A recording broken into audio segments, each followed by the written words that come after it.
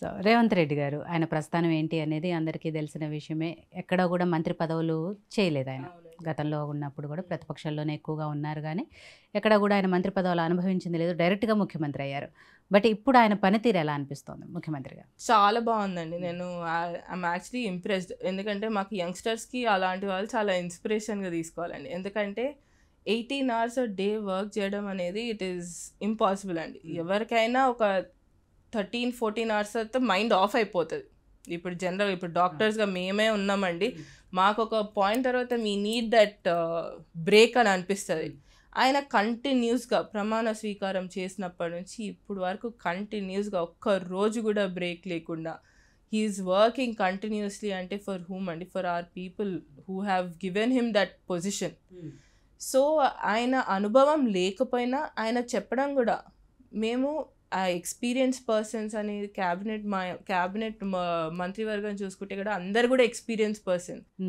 అందరి సలహాలు సూచనలు కూడా తీసుకుంటున్నారండి. ఇప్పుడు he is not working as one man army. It is a complete entire team which is working for the people.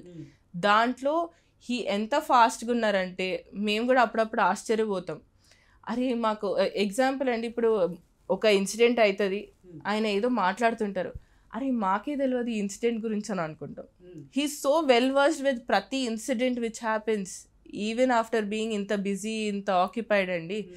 So he's doing a great job అండి. నేను it is commendable and a great job అని చెప్పొచ్చు. రేవంత్ అన్న గారికి ఒక నమస్కారం కూడా పెట్టచ్చు మేమైతే. కానీ ఇంత సరే కష్టపడి పనిచేస్తున్నారు అంటున్నారు, కాంగ్రెస్ పార్టీ ఇచ్చిన మాట నిలబెట్టుకుంటుంది అన్నారు. కానీ ఇదే కాంగ్రెస్ ప్రభుత్వం ఎక్కువ రోజులు ఉండదు, 6 నెలల కంటే ఎక్కువ ఉండదు, పడిపోద్ది అని ఇక్కడ ప్రతిపక్ష నాయకులు మాట్లాడుతున్నారు, పక్క రాష్ట్ర నాయకులు కూడా మాట్లాడుతున్నారు. సో దానికి సంబంధించి ఏం చెప్తారు? ఇప్పుడు మాట్లాడే వాళ్ళు 100 మంది ఉంటారండి. ఈ ప్రతి మాటని మనం ఇంకా సీరియస్గా తీసుకుంటే ఇట్ ఈస్ వేస్ట్ అండి.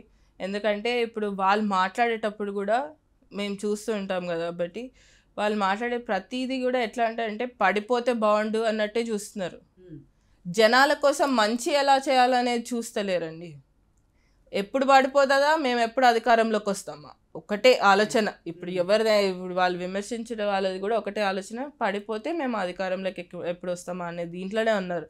కానీ మా ప్రభుత్వం ఎప్పుడే ఈరోజు కూడా అసెంబ్లీలో అయిన చర్చలు కూడా చూసుకుంటే ఎప్పుడు ఎవరిని ఎలా మీకేమొస్తుంది, మిమ్మల్ని అసలు సరిగ్గా చూసుకుంటున్నారా అని చెప్పి అనడం, ఇప్పుడు ఈరోజు మాట్లాడడం విషయాల్లో అలా కంటిన్యూస్గా పోకింగ్ అనేది జరుగుతుంది. కానీ వాళ్ళకి అర్థం కాని పాయింట్ ఏంటంటే మేము అందరం కలిసే ఉన్నాం అని చెప్పి. So we are going strong. ఇప్పుడు మేము సైలెంట్గా ఉన్నాము అవన్నీ అంటే కూడా it is because we are going for aim. We have an aim, we have to aim it, and that is our main focus అండి. సో పరిణిక గారు, సీరియస్ పాలిటిక్స్ నుంచి కొద్దిసేపు మళ్ళీ మీ పర్సనల్ లైఫ్లోకి వస్తే చాలా మందికి ఒక డౌట్ ఉంది, మీది లవ్ మ్యారేజా అరేంజ్ మ్యారేజా అని. ఎందుకంటే ఇద్దరు డాక్టర్లే కాబట్టి చాలా మందికి ఆ డౌట్ ఉంది. చాలా మందికి డౌట్ ఉందండి. ఎందుకుందో నాకు కూడా తెలియదు. ఎందుకంటే యూజువల్గా ఫస్ట్ నేను పెళ్లి చేసుకున్నప్పుడు డాక్టర్ని చేసుకోవద్దు అనుకున్నాను. సో అది నా థాట్ ప్రాసెస్ ఉండే. ఇప్పుడు మా మమ్మీ సంబంధాలు తెచ్చేటప్పుడు డాక్టర్ వద్దు, నాకు డాక్టర్ వద్దు అని చెప్పి ఇంటికి వచ్చి కూడా ఏం డాక్టర్ మాట్లాడతా అన్న ఫీలింగ్లో నేను ఉంటేనండి. But actually for me it is a blessing అండి to have my husband there as a doctor. నాది arranged marriage, purely arranged marriage.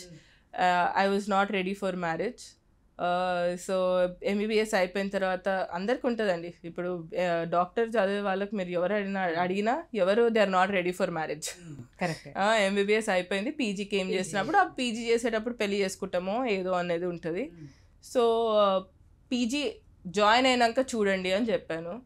So మా మమ్మీ ఏంటంటే లేదు నేను చూసేస్తాను అది ఇది అంటే చూసుకుంటారు లేని అని చెప్పి వదిలేసానండి. నేను అది 2-3 చూపించిండ్రు, అది ఏదంటే ఏమో చూసుకుంటుంది అని చెప్పి వదిలేసాను. అలానే వదిలేసాక ఒకరోజు పిలిచి ఈ సంబంధం ఉంది బాగుంది అని చెప్పారు. So our main focus was not anything very high-fi. We wanted an educated family. Simple this thing, educated family ఉండాలి చాలు అని చెప్పి. సో మా మమ్మీ దాంట్లోనే చూసారు చాలా వరకు. సో ఒకటి వచ్చింది బాగుంది, యూ హ్యావ్ టు సీ అంటే నేను చూడండి నేను పోతున్నా అని చెప్పి నేను వెళ్ళిపోయేదాన్ని అండి. అలానే హాస్పిటల్కి వెళ్ళిపోయేదాన్ని, అది చేసేదాన్ని. 2 days ఒకటే దాని మీద పట్టుకొని కూర్చుందండి. అయితే ఇంకా థర్డ్ డే మాకు బ్రిడ్జ్ మా మామే మళ్ళీ ఓకే. మా మామే ఎంట్రీ అయితే నేను డైరెక్ట్ వెళ్ళి మా మామయ్యకి చెప్పాను, I am not getting married and you have to tell that your sister అని చెప్పాను. మేము ఎక్కువ ఇంగ్లీష్ మాట్లాడుకుంటాం, నాకు కోపం వచ్చినప్పుడు ఇంగ్లీష్ మాట్లాడుకుంటాం, ఆర్ జనరలీ కూడా నేను మామే మాట్లాడుకుంటాం, ఇంగ్లీష్ ఎక్కువ వస్తుంది. సో చెప్పిన I am not getting married, you better tell her అని చెప్పి నేను వెళ్ళిపోయానండి. నేను వెళ్ళిపోయిన తర్వాత ఏమైందో వాళ్ళ డిస్కషన్ ఐ డోంట్ నో. వచ్చేసరికి మా మామయ్య గారు అటువైపు తిరిగి కూర్చొని ఉన్నారు. కూర్చొని ఇంటలేడు, మీ మామ కూడా ఇంటలేడు అని చెప్పి మా మమ్మీ మళ్ళీ నన్ను అనడం. అయితే ఫైనలీ ఓకే రా నువ్వు చేసుకుని అన్నావు కదా అందుకని చూస్తలేను, అప్పటి నుంచి అడుగుతుంది చూస్తలేను అని అన్నారు. సరే నేను వెళ్ళిపోయే టైంకి మా మమ్మీ ఎందుకో తీసుకుపోయి చూడు బాగున్నారు అని చెప్పి ఫోటో చూపించిందో ఏదో చూపించిందండి మా మామయ్యకి. చూసాక నాకు మా మామయ్య చాలా బాగా నాకు తెలుసు కాబట్టి ఆయన ఫేస్ ఎక్స్ప్రెషన్ చూసి I can understand what he's thinking. I think your changing your mind, do not change it అని చెప్పాను. సో అక్కడ నుంచి చూస్తే ఒక్కసారి కలిసిరా, if you don't like it it's fine అని చెప్పారు. సరే ఓకే అని చెప్పి మాట్లాడి అలా మాట్లాడే ముందు కూడా చాలా జరిగాయండి. నేను నువ్వు చెప్పడం అంటే వెళ్ళి కలవడానికి కూడా చిన్న చిన్న ఇష్యూస్. ఇప్పుడు ఎగ్జాంపుల్ కాల్ చేసి ఎక్కడ కలవాలి ఎప్పుడు కలవాలి అన్నప్పుడు మా మామయ్య కాల్ చేసి ఎప్పుడు కలవాలంటే మార్నింగే కలవాలి 8 o'clock బ్రేక్ఫాస్ట్ అనేది. నేను సచ్చినా వెళ్ళి కలవాలి, అంత పొద్దున ఎవరు 8 o'clockకి నేనైతే అసలుకే పెళ్లి చేసుకొని చూడండి అని చెప్పి అట్లనే వెళ్ళానండి. వెళ్ళి కూర్చొని ఐ వాజ్ టాకింగ్, ఇంకా పొద్దునే వెళ్ళాను 8-9 o'clockకి రమ్మని. వెళ్ళి కూర్చున్నాక నాకు తెలిసింది ఏంటంటే వీ టాకింగ్ అండి, we went on talking for almost 2-3 hours అండి. ఎందుకంటే మాకు కామన్ పాయింట్స్ ఎక్కువ. We both are sports persons, we both are doctors, ఎక్కడో కామన్ ఎక్కడో ఏదో అండి. నాకు ఏంటి అనిపించింది అంటే we both same okay in every which వే.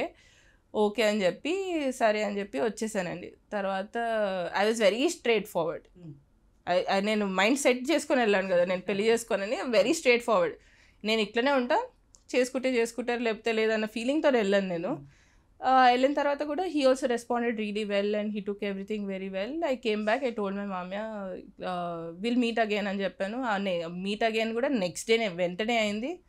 వెంటనే అయినాక ఏంటి ఆన్సర్ అని చెప్పి అక్కడే అడిగితే వీఆర్ ఓకే అని చెప్పేసాం.